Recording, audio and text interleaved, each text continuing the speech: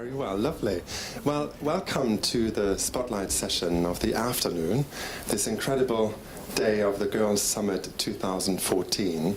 And I know after lunch and with this heat, it will be very difficult for you to focus, but I can assure you that there will be something to focus on. My name is Mike Tietke. I work for Plan International UK. We've been around for more than 75 years working on child's rights, and we just launched our Because I'm a Girl campaign, focusing on violence against women and girls. So very well placed here today, and we like to get things done, and we like to make things happen. And the 5 panelists today that I have here with me, they like to get things done, and they know how to do it. So the concept of this panel, the title is Securing the Way to Healthy Adulthood and Leadership Opportunities for Girls. We want to show best practice. We want to show what works. And that is what the Girls' Summit is supposed to do. And we will highlight initiatives that actually have proven to work and that are not working just today, but also tomorrow. We also feel that these initiatives that we will share with you are highlighting how you can empower girls and give them the tools to actually, in that very critical times of adulthood, to make the right moves and feel empowered along the way. So without further ado, I would like to have Anna Kilkenny. Is she around? Anna, are you here? No. Anna is from Irish Aid, and she was supposed to do the opening remarks. But we will just skip that, and I will basically just move on to the panel, if that's all right. Naomi, is that fine? Okay, fantastic. So our first speaker is Dr. Rima Nada. Rima is founder and trustee of the Jagriti Youth India, an innovative platform for girls and boys to exercise their leadership and secure their rights. Rima has over 20 years career with United Nations agencies as well as national and international non-profits.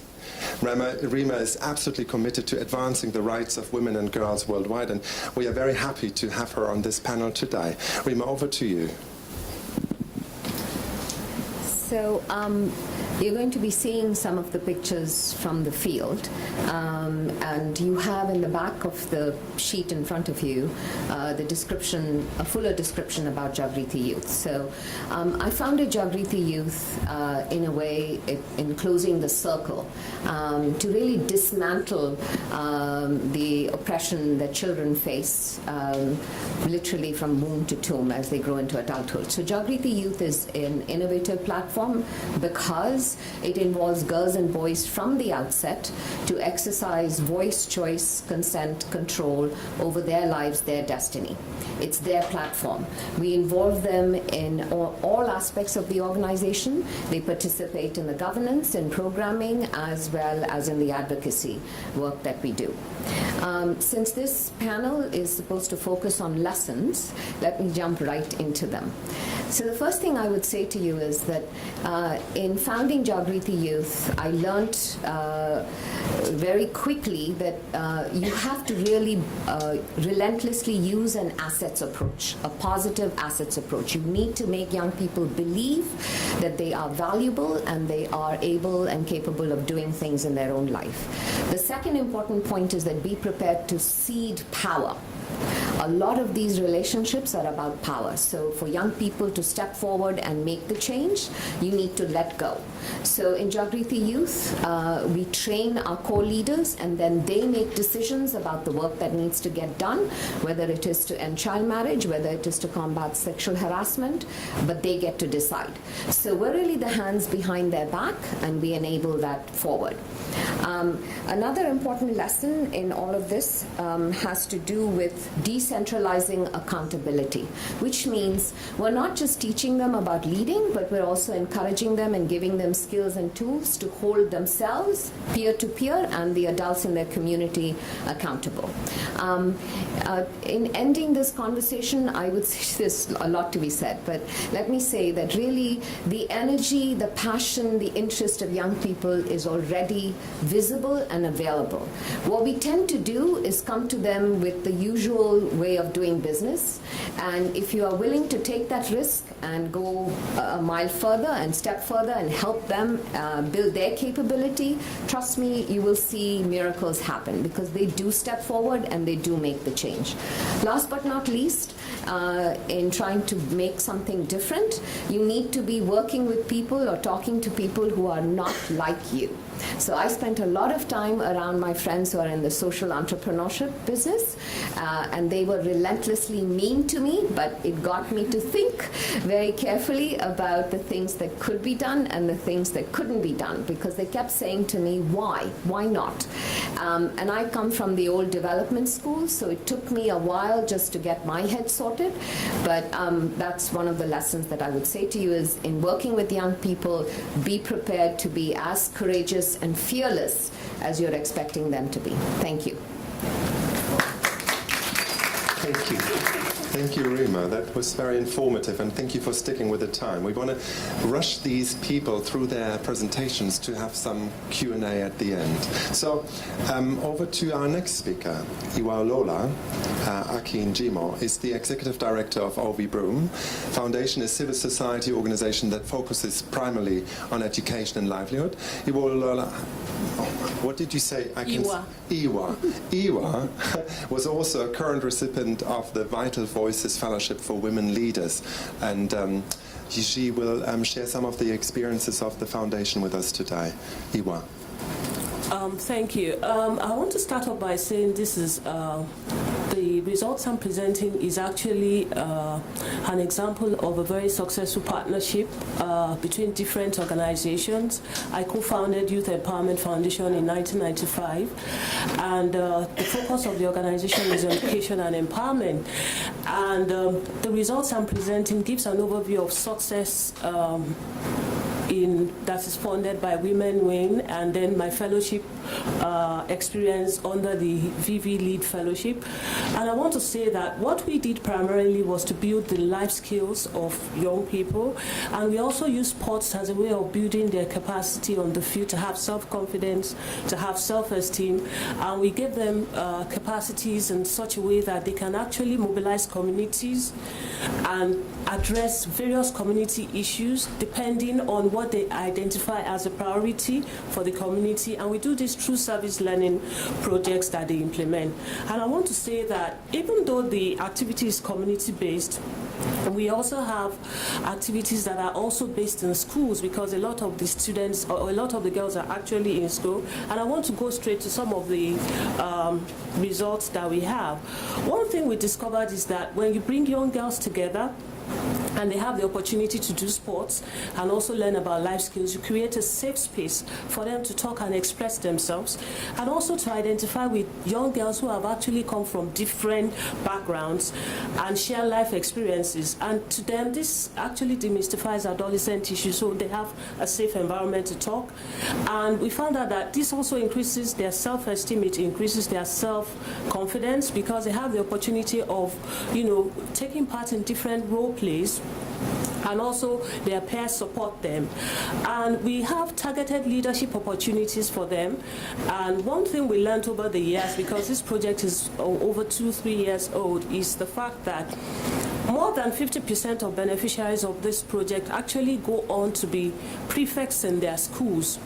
And which for us is very important, because what we want is a generation of young leaders, girls in particular, who can actually take up leadership positions much later in life. And I want to say that the reason why we introduce service learning is because there's this onus back home that the government has to solve all problems. And what we want these girls to realize is that you can make a change in your community. You can address some of the issues that are there in the community. You don't have to wait for government. And it's important for you to identify these issues and look for solutions and use community-based resources to address some of these problems. And these are some of the successes we've had on the project. Thank you. Thank you. Our third speaker on the panel, Karen Austrian, is an associate in the Population Council's Nairobi office. Karen has led the council's work on safe spaces, financial education and savings accounts for adolescent girls in Kenya and Uganda. And Karen is also the project director and principal investigator of the DFID-funded Adolescent Girls Empowerment Program in Zambia. Karen is about to complete her PhD and speaks Swahili. That's interesting. So if you can keep it to English, that would be brilliant. Might be helpful. Maybe our translators can translate from Swahili. Great, thank you. I'll just give a quick brief about the Adolescent Girls Empowerment Program. It's a program for the most vulnerable girls, ages 10 to 19 in Zambia. We're working in 5 rural and 5 urban sites, and we've reached over 10,000 girls, and this is spread across 4 provinces. The program has 3 major components. The first is safe spaces, which we've already heard the phrase, and by this we mean weekly group meetings where girls meet once a week over the course of 2 years, and there they receive training on sexual and reproductive health topics, life skills, as well as financial education, which includes personal money management, budgeting, setting savings goals, etc. The second component is a health voucher, which is a card that allows girls to obtain health services at contracted public and private facilities. And the third component is a savings account. At the council, we've worked with the National Savings and Credit Bank of Zambia to develop what's called the Girls' Dream Account, and it's a girl-friendly, girl-owned account that really introduces girls into the world of financial services and allows them to apply directly what they're learning in the financial education sessions. What also makes AGEP stand out is that it is a randomized control trial, and this is the gold standard in research. And the idea is that this will generate very rigorous, very scientific data on what works for girls and why. And in addition to looking at behavioral impact data, we're also doing a cost evaluation. So we'll also know for every additional impact or every additional benefit, how much did it cost per girl per year. We're 1 year into the 2-year intervention, and we've just started in the last couple of weeks collecting our second round of data, which is very exciting. And part of this, we haven't yet scaled up, but the idea behind doing a randomized control trial is so that we do have rigorous scientific data that we can then take to policymakers, to donors, and use as advocacy tools for making the case for why we would want to do these kinds of activities with girls, and we can really stand behind that. In order to do this, the program is being implemented in 4 different arms. So a third of the girls are getting safe spaces only, a third get safe spaces plus the voucher, and a third get the safe spaces plus the voucher plus the savings account. So in addition to knowing the total combined impact, we know the added benefit of each additional program component. So while I don't have the evidence, the hard evidence yet, and we're looking forward to sharing that in future such summits and gatherings, some lessons based on this program and other evidence-based adolescent girls programs from the council. Like my colleague said, we really take an asset-building approach, and this focuses on building social, health, and economic assets for girls. These are stores of value that can't be taken away from them, and it comes from a positive place of building assets and not addressing problems for the girls. Also, this idea of building a safe space that my colleague on this side also talked about. And part of that is it's a long intervention, although the girls say 2 years isn't enough. From, I think, a program and a donor perspective, 2 years is quite a bit, meeting every week. And a big part of that is so that girls do form those relationships with their peers, with their female mentor who's running their group, so that in times of crisis, they have someone to go to. Another lesson is that adolescent girls are not a homogenous group. 11-year-olds are very different from 18-year-olds. Out-of-school girls are different from in-school girls. Married girls are different from unmarried girls. And so when you're doing your programming, you need to think about segmenting girls. And so we at AGEP, we have younger girls groups, older girls groups, as well as groups for married girls or girls who are already mothers. So that way we find that all of the girls feel comfortable to open up and to participate. The last piece that I want to talk about is that I think that life skills are critical in terms of self-esteem, communication skills, building leadership, and I think that's a pretty common thing that we see now in working with youth and adolescent girls. But I really want to make a pitch for addressing the economic aspect of girls' lives. And we start very young with financial education and with savings, and really helping girls start thinking about future financial goals, learning how to save, how to plan their money. And part of that is because of the evidence shows us that there really is an economic link to a lot of the health and other negative outcomes, whether it be child marriage, whether it be dropping out of school. And another qualitative study that the council did, we saw that girls themselves were saying that their economic situation is one of the key barriers to translating health knowledge that they have into health behavior change. So I think those are some of the key learnings from our program. We're excited to share the research findings that will start coming out at the end of this year, and will be going on for the duration of the program as well as 2 years after the program. And so I'd be happy to answer questions afterwards and in years to come. Thank you. Thank you, Karen. Thank you very much. So the next speaker, Furaha Pascal Karimika. Furaha is a coach for Women Wins Meeting the Goalpost program. Is that right? Furaha joined Moving the Goalposts in 2002 and is part of the founding group of the organization. Furaha is currently using her leadership skills as a football coach in a secondary school. We will see a quick movie first before you talk us through your program, right? You're welcome.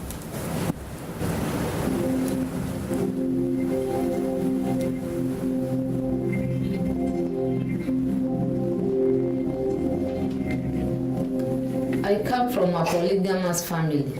My father married 3 wives. My mom is the first wife and she was blessed with 9 children. I am the 8th born in our house.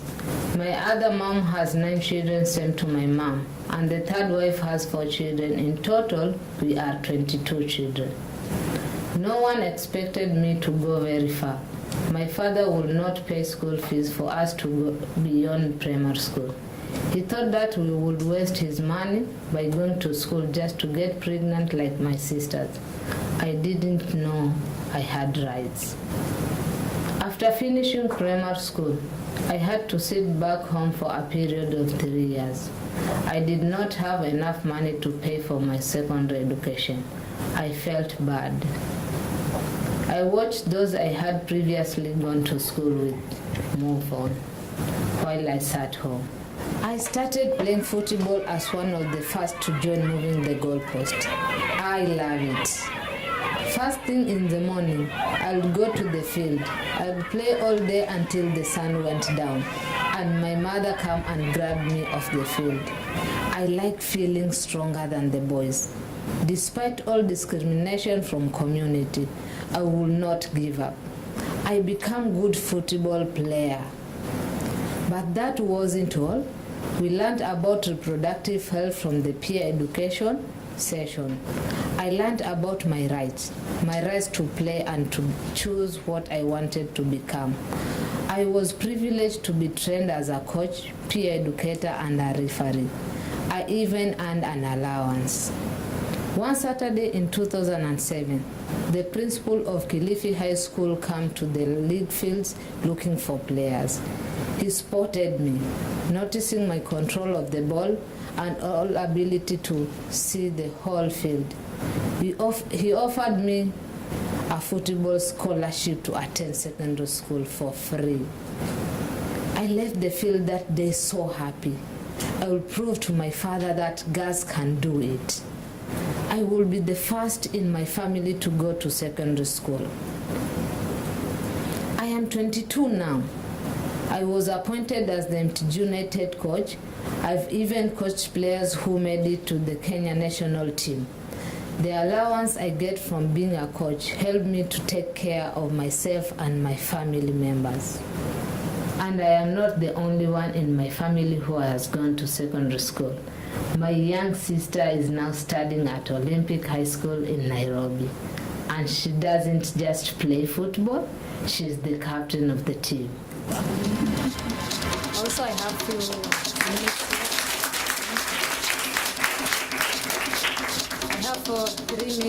three points here. I am part of pioneer team of MTG footballers. I joined Moving the Goalpost in 2002, so I am part of the founding group in the organization. We started as only 200 girls. Today, MTG is working with more than 5,000 girls. MTG is part of Building Young Women Leadership Through Sports program, which led by Women Win and funded by the FID. Leadership training should be coupled with the opportunity to practice it. The main lesson learned is that if you train a girl to be a coach, you have to give her opportunity to coach. I have been a coach, a referee, and a peer educator. It has given me skills in public speaking, planning, and teamwork. Giving girls an opportunity to play sports and be mentored, give them a chance to be leaders and change their community. I am now working as a coach in a secondary school, and this allows me to impact both boys and girls. Thank you. Thank you very much. Our last speaker for today is Shipa Hafisa. Shipa has 20 years experience in development and rights. Shipa is the first Bangladeshi to be selected as advisor member to the UN Peacebuilding Fund. And Shipa describes her philosophy as change is possible through innovation, integration, and inspiration. And I'm sure she will talk about that a little bit more. Thank you. In a very recent findings about sexual harassment is found as the major cause for girls' early marriage, school dropout, which resulted in early marriage. So this program which I am talking about today, Mezzanine, it's a Bangla name in my language, it's Safe Citizenship for Girls, which is really giving a platform to the students of the school, both boys and girls, to raise their voice against sexual harassment and to know it is their right to have a sexual harassment-free life. And this is a culture also building around the whole community about respecting the choice of a girl and the freedom of a girl, and also that girl has the right to have a violence-free life.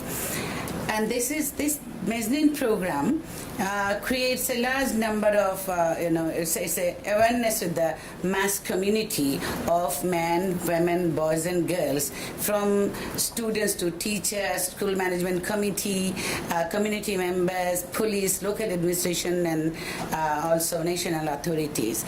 And this whole information, give them this, and also what is there in the government policy and what are the supports is available. And by doing so, the platform has developed where people are speaking, the girls and their parents and the teachers are speaking against sexual harassment, and it is no longer a taboo that they cannot speak to each other. So by the lesson learned highlights on collective power. And today, the Prime Minister Cameron was talking about convening people, and I think Mezzanine is really doing that, convening people how to connect to each other to protest and protect their own children. And it's a very neighborhood-based program. So we learned that individual and group social communication can really break culture of silence, and also it helps to improve the intergenerational relationship between teachers and students, parents and children, and also with the elders of the community and the young girls and boys. Neighborhood connectivity is so important and vital, and if they take the ownership, they can do wonders. With their diverse perspective, they can reach unreachable people like power players and politicians and others. And community, if they are really proactive, they really can connect to each other, and they can really help their children to grow in a dignified, respectful environment. Following Mezzanine model, this dignified access to citizens' rights of women and girls can be successfully and cost-effectively scaled up to other sectors, such as transport, sports, other service sectors like access to hospitals, access to playgrounds and markets and other places. And that's what this Mezzanine program is doing in their different phases. Newborn babies of young mothers suffers significantly from stunting and chronic malnourishment, which is in Bangladesh, it is almost 43% young babies are suffering from that. Therefore, child marriages not only have adverse effect on the girl child, but also the country is inheriting malnourished, weak, and deemed future citizens. Do we need to wait for them? So let's start working for stopping child marriage. And it is possible. And it is possible within a generation if we can hold hands to each other. Thank you very much. Thank you. Thank you to the panel who have been brilliant in that melting heat to keep with the time. Actually, we do have some time left to have a little bit of a conversation, which I think is brilliant. We have 5 experts on the panel, but we also have lots of experts in the room. Just to maybe sum up some of the key points that I picked up. If you look at the programs which actually have proven to be successful, and they are not a thing that happens today and tomorrow you won't feel the impact anymore. So there is a sustainability in there. So age seems to be a very important factor to talk to the girls at the right time, in the right language, as you said. The other requirement seems to be that you do that program within a context and that you make sure that it's holistic. Now, age-sensitive and holistic, these are big things to ask for a program. And I wonder if I would direct that to the panel, if you, in terms of the age question. So, Iwa, what do you think is the right time to engage girls in those empowerment projects? Early, so you have girls as young as 10 years, coming onto our project, and for us, we watch them grow in our hands over the next 3-4 years, and you find out that they turn out to be very good peer leaders, and also they're very good advocates, community advocates and community mobilizers. So we start early as 10. Fantastic. Yeah. Fura, in the football clubs, what does age do to your approach? How would you do it differently depending on the group of girls you have in front of you? Okay, as for us, we are taking girls with 9 years to 25 years. So we are dealing with 9 to 25. Thank you. And Shipa, what you talked about infants, you talk about young girls, you talk about teenagers being part of that program. What is your experience in terms of making that program sensitive to different ages? About sexuality rights and reproductive health rights, we should start talking about it very early, from 9 and onwards. And today you heard that our Prime Minister Prime Minister of Bangladesh said the girls and boys mature earlier in those countries. So 9 is a age that you should start talking to them about it. And then there's this easier said than done holistic approach. We always talk about holistic approaches in development. So what does that mean? How do you interpret holistic in your program, Rima?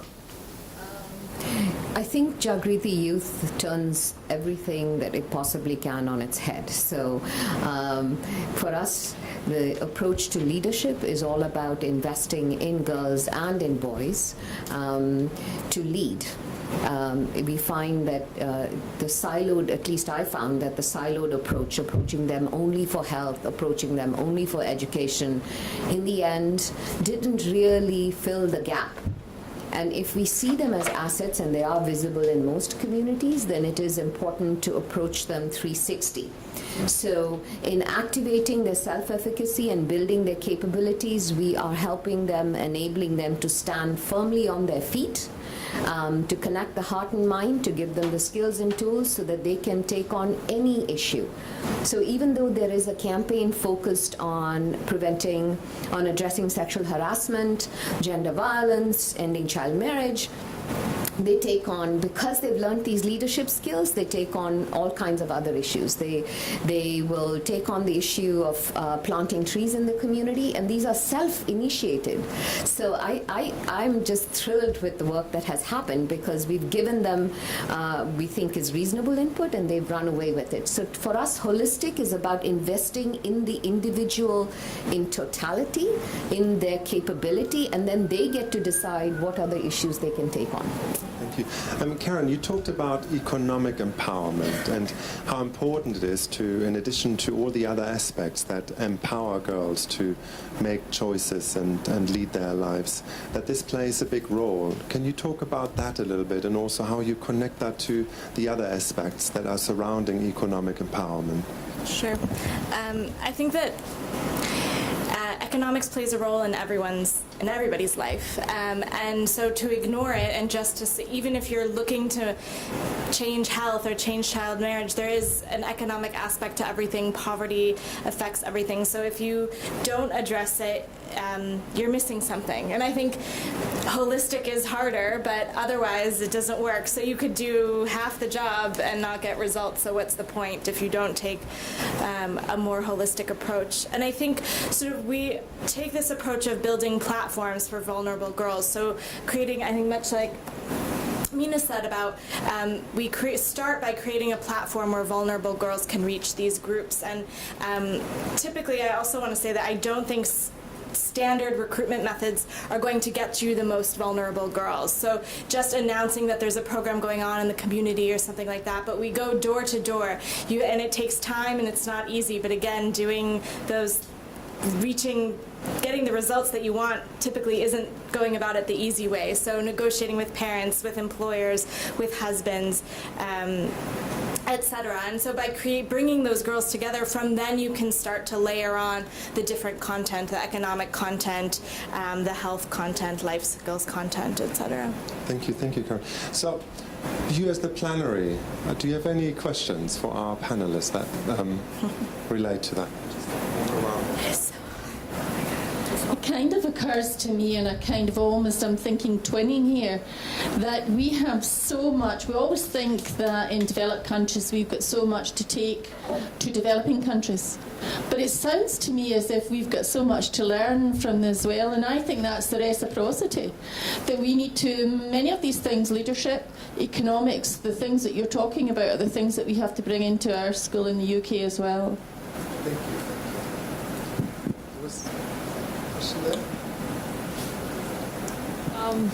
I'm not sure this is about holistic, but one of the things that we hear, I work with the Population Council on a project understanding how to delay marriage. And one of the things that we hear about a lot is girls are liabilities. And our mantra, therefore, has been kind of to take the point of view that our objective is to turn them from liabilities to assets. So I was wondering, Shipa, if you could talk about that in the context of mezzanine, and also mention the scale in which you work and how it connects with other adolescent projects that you have at BRAC. Thank you. I think at least people who are in this room don't believe in that girls are the liabilities. We all are liabilities in different part of maybe time of our life. But working with girls, I always work with girls and boys and men and women. And working with them, I can see how vibrant these girls can be if they get the platform, the opportunities, the facilities. So you go to a very remote area, talk to these girls who are in this watch group committee, and they're no less than any of the students you will find maybe in your schools. So they have never been a liability. The opportunity is restricted from them, and that's what sometimes they can be liabilities because they have less education, less exposures and things like that. And I was speaking about a small program compared to what BRAC is doing. It's like 300 million youth people we are reaching with our different programs. Along Masdin only it reaches 172,000 people. So the other things are like girls are there they never had any space for themselves, and I think this adolescent program of BRAC is developed this space. So this girls club, they can come and join together, where boys also can come, and from there they have the life skill training, they have this connectivity, solidarity, they learn sports and how they can use sports as an empowerment tool, and also they have this skill building so that they can also earn their incomes, a certain income, so that they not become liabilities for the families, and their mother and their parents will think them as like they have the aspiration develop with their progress. I think this is very important, and whenever we are talking about even holisticism, I think it's up to here. Like when we do a program with whoever it is, one is it has to be with all the age of girls or who are the most vulnerable. So if you work with the few months old babies, you have to work with their parents, and then all through their life until the old age. So this is one. But another thing is, it's not only a small program you're doing out there in the field. You have to connect it with the policy and strategies. So you have to raise your voice for lobbying and advocacy to the national, regional, and also to this kind of sessions also. Thank you very much. Thank you, Shiba. I mean, there are two very interesting elements in there. One is the expectation that you need to scale up programs and you need to increase the reach. At the same time, I would question, how do you ensure that you don't lose the connection with the community and the grassroots? So how do you balance that out? The other bit, and that goes a little bit to what Karen alluded to, the challenge of initially attracting girls to programs, but then keeping them engaged. And I wonder if some of the panelists have some wisdom to share around that. So the scalability, Iwa, when you think about bringing up the scale, but still making sure that you don't lose the grassroots connection. What actually worked for us at the foundation is using the girls themselves as peer leaders to reach out to other girls, and to a very large extent we follow through. And when I mean that we follow through, we ensure that they pass on certain messages, certain skills to their peers. And so even though you can't really guarantee 100% quality of what you expect, but at least if you can get 80, that's still something. So in a way, it's important, because in Nigeria we're so large, we're about 160 million, and so you can't reach out to everybody. So to a very large extent, scaling up and reaching out to large numbers for us is very important, and we'll follow through and ensure that, to a very large extent, this is done by the peers, by the peer leaders. And Farah, when you think about girls and keeping them engaged in your program, what do you do, and what do you think are the main reasons why girls might not stick with it? Okay, as for us, we are doing peer education sessions. We are teaching them about reproductive health and how they can be smart when they have their periods. So we are telling them that if you have periods, you have to be smart. So we are teaching them how to about reproductive health. Yeah. Thank you. There was some Shipa and Rina both. Rina, do you want to engage with that? Just on the scaling piece, and again, I think part of this creating a new paradigm in working with young people is that we have to think about what that means, and generally it's scale up, which generally involves a lot of funding and the rest of it. And so again, in Jagriti Youth, we had to break the mold on that. So I like to think of scaling as lateral scaling. So the model in Jagriti is each one teach 20, so they make their own youth groups, and so over a very short period of time we've been able to reach approximately 3,500 young people in really spread out geographies in rural India. And the only way that was possible was to really invest in core groups and let them take it forward. So I do think that we need to not just change the optics of the work that we do, but we need to change the narratives and question some of these ideas. Thank you. Shiba, before you come in, another question. Thank you. My name is Nyara Zai. I'm the General Secretary of the World YWCA, the Young Women's Christian Association, and also the African Union Goodwill Ambassador for the campaign to end child marriage. Very excited about the conversation on safe spaces for girls, for young women, and we'll share with you some of the models that we have in the YWCA. I think it's crucial that we have safe spaces in our communities where girls can be girls and can discuss relationship things amongst themselves, whilst they also have the peer mentorship. So I'm just here to echo the very important conversation, and that we need to scale as much as possible laterally. The question which I have, though, is how do we bring the voices of girls, of child mothers, of child widows, of child girls who are divorced? How do we bring them to be in conversation with patriarchy? And for me, change does not happen only by investing in girls. We can send as many girls to school as we can all go to school, but as long as we don't discuss about the perpetrator, as long as we don't talk about the men with money and with big bellies and who prey on our daughters, change does not happen, because they can still abuse an educated girl. So I think that is my question on, as we talk about the leadership of girls in our communities, I'm thinking about what can we do, as I have this opportunity to talk to the African governments, to talk to the heads of states, to talk to the ministers. How can we bring the girls' voices into the political space? Thank you. Thank you. So, two big questions in there. One relates to how do you include boys and men into the conversation to make sure that they don't feel excluded, and then even if girls are empowered, they are still subject to potential violence.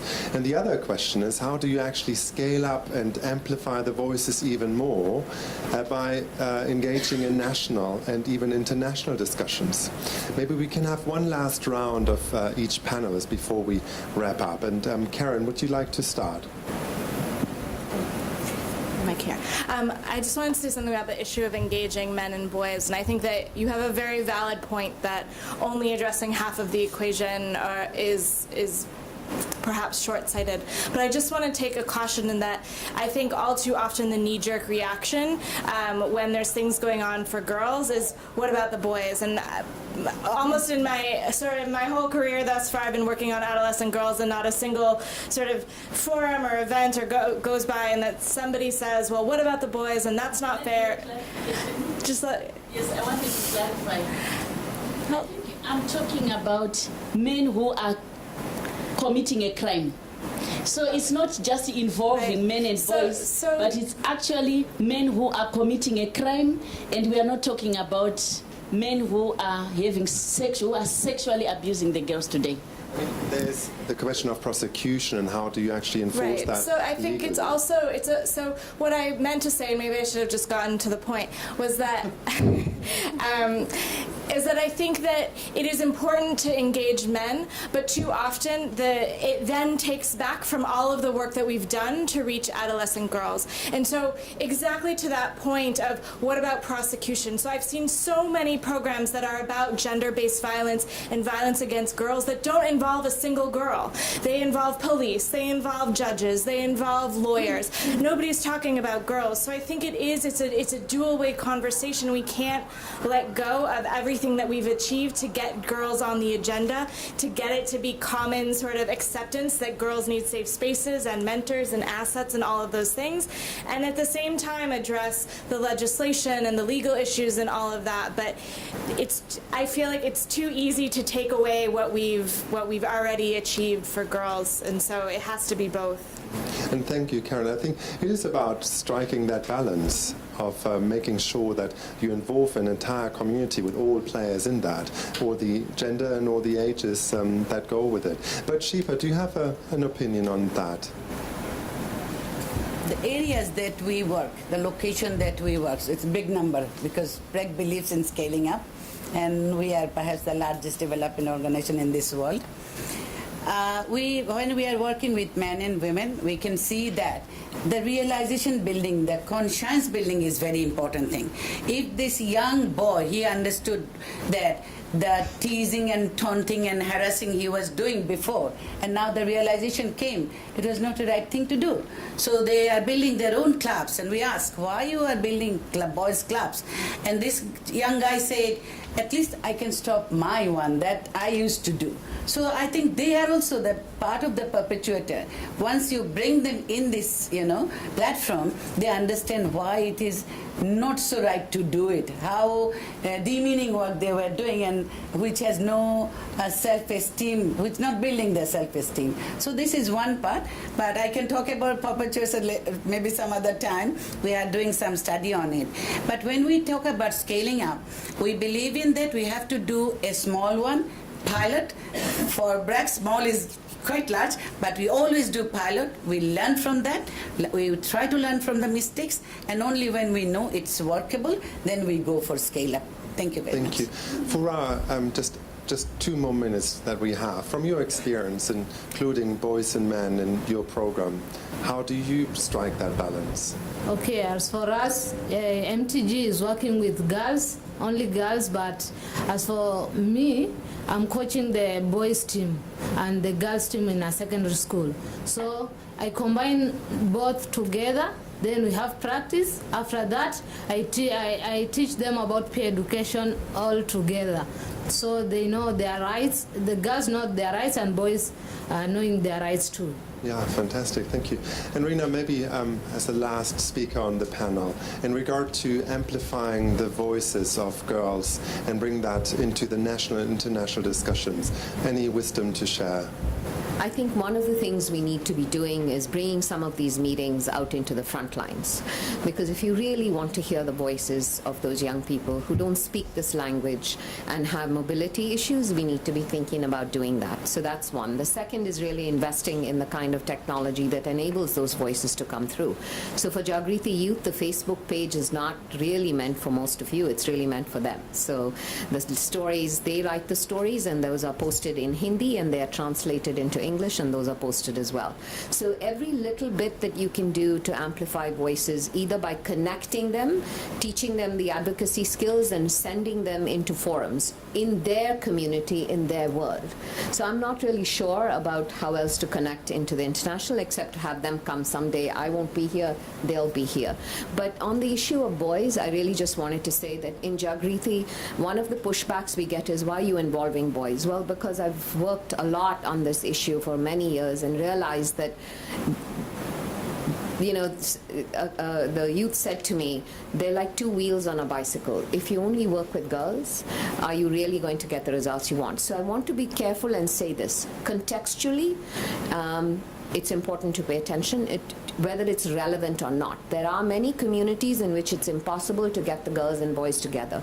But where we work, I was very surprised and I was very humbled by the fact that every workshop we have done on gender violence, we have literally oversold the workshop. We've had boys and girls coming from as many communities as possible. They talk together, they find the solution, and they take it forward. So I believe it's important to involve boys in the next cycle. I'm not answering her question, but yeah. Thank you very much. We have to wrap up. I just wanted to highlight that in this very short, quick conversation, we came up with the, I think, very important factors that influence or make sure that we can develop or provide sustainable programming around girls. And that is to appreciate that a holistic approach is what is needed. It needs to be age sensitive. You need to be context sensitive. It seems all rocket science, and there are lots of boundaries and complexities involved. But when I just listen to our 5 panelists, there are ways to do it. It works. And amplifying voices is what we started here. And I would like to thank the 5 panelists for giving their voice, and also for you to be so patient in a rather hot environment and sat through that. So I think we have a little coffee break now. Thank you very much.